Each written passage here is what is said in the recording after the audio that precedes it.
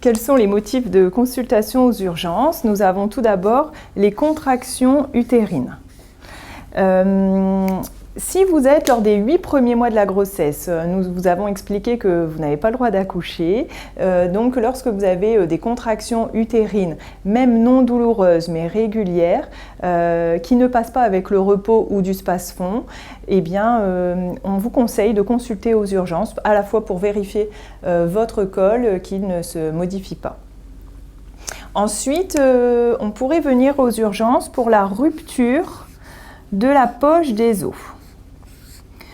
Alors, il y a deux façons de rompre la poche des os. Une rupture franche.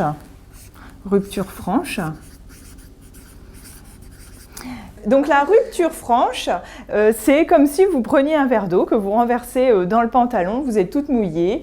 L'avantage, c'est qu'on ne passe pas à côté, l'inconvénient, c'est que ça ne prévient pas. Et puis, on peut rompre la poche des os par une fissuration. Où là, c'est un petit trou qui se forme au niveau de la poche des os et donc le liquide amniotique qui coule de façon très légère. Attention, parce que nous pouvons confondre les fissurations avec des fuites urinaires ou avec des pertes vaginales qui sont plus abondantes en fin de grossesse, qu'on appelle aussi des leucorrhées. Si vous avez un doute, sachez qu'il va falloir changer plus souvent de protège-slip si vous avez besoin de mettre des protège-slip en fin de grossesse. Du coup, au moindre doute, l'idéal est de venir aux urgences. Parce que dès que la poche des os est rompue, même fissurée, le risque infectieux est important. Et vous avez 1 heure pour venir à la maternité. En fin de grossesse, nous allons réaliser en consultation prénatale un prélèvement que l'on appelle le prélèvement pour le streptocoque B. Si la maman est porteuse de ce streptocoque B en intravaginal, on lui mettra des antibiotiques pour protéger le bébé de cette bactérie que l'on met 1 heure après la rupture de la poche des os. Alors pourquoi est-ce qu'on pourrait venir encore à la maternité aux urgences? Pour des saignements.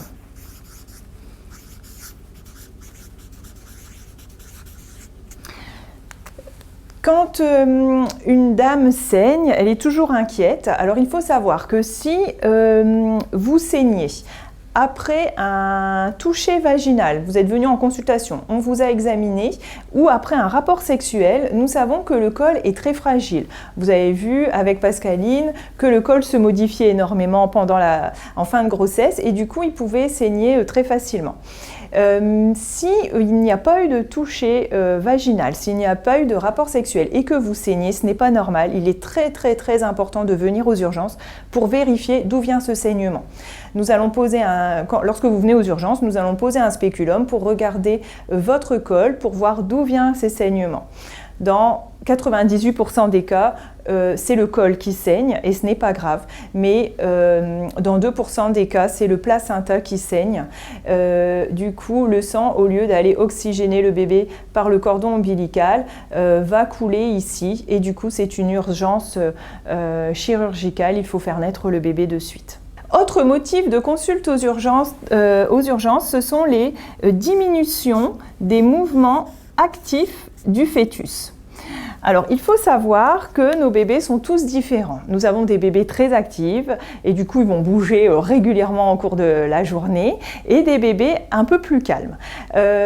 Si votre bébé est toujours calme, ce n'est pas grave, pas besoin de consulter aux urgences. Mais si, à un moment donné, vous vous dites « c'est bizarre, ça fait longtemps que je n'ai pas senti mon bébé bouger », avant de venir tout de suite à la maternité, je vous conseille de vous allonger le soir, de prendre la position le soir lorsque vous allez vous coucher, de vous détendre et d'attendre quelques minutes, de ressentir peut-être les mouvements de votre bébé.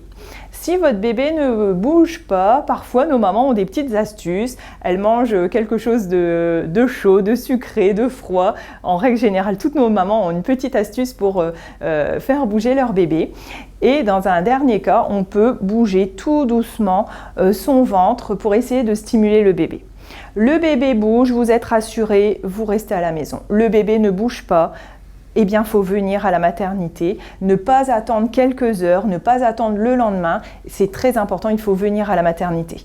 Alors, pourquoi mon bébé n'a pas bougé là ce soir lorsque vous vous êtes dit c'est bizarre, il ne bouge pas?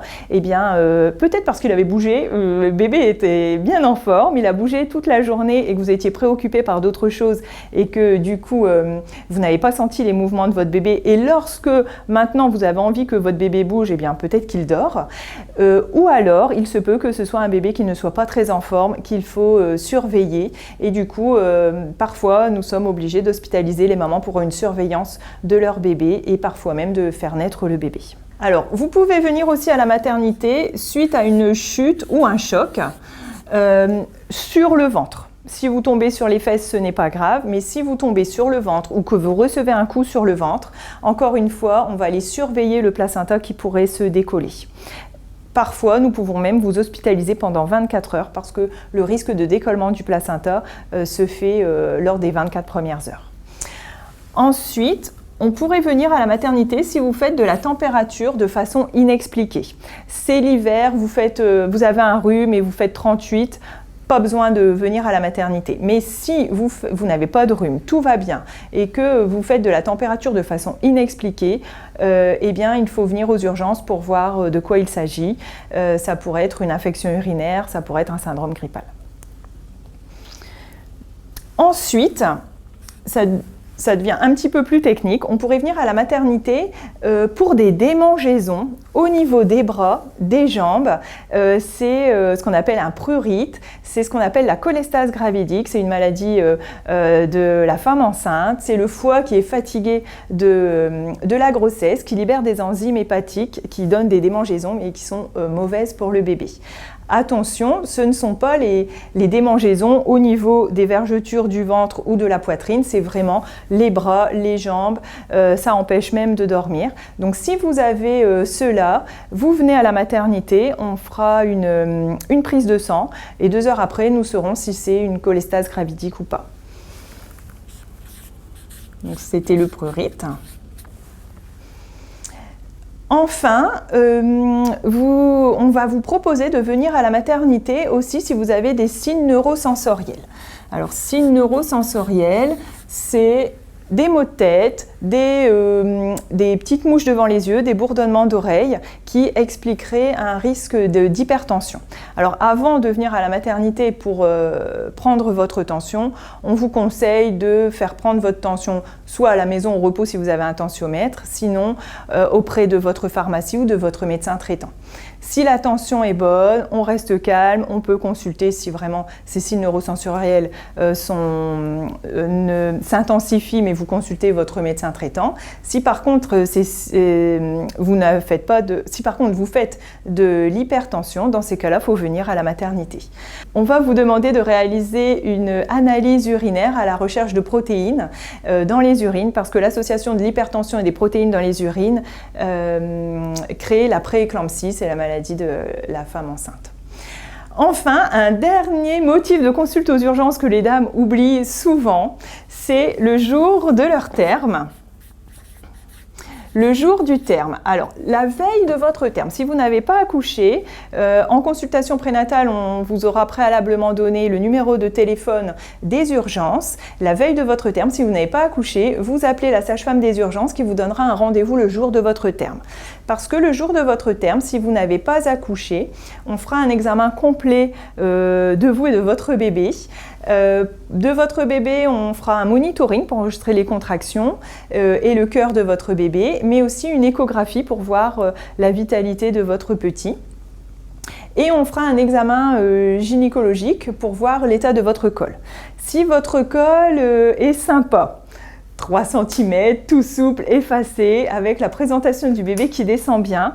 Dans ces cas-là, on pourra vous installer en salle d'accouchement pour faire un déclenchement directement en salle d'accouchement.